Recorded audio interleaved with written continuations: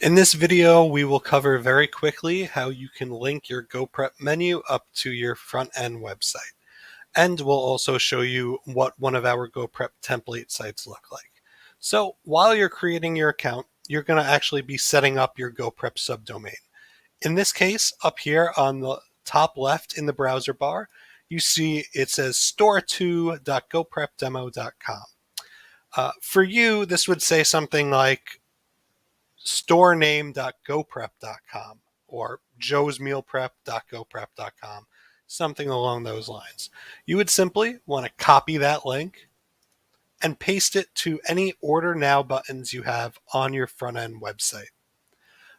While we're here, this is actually one of our GoPrep templated sites.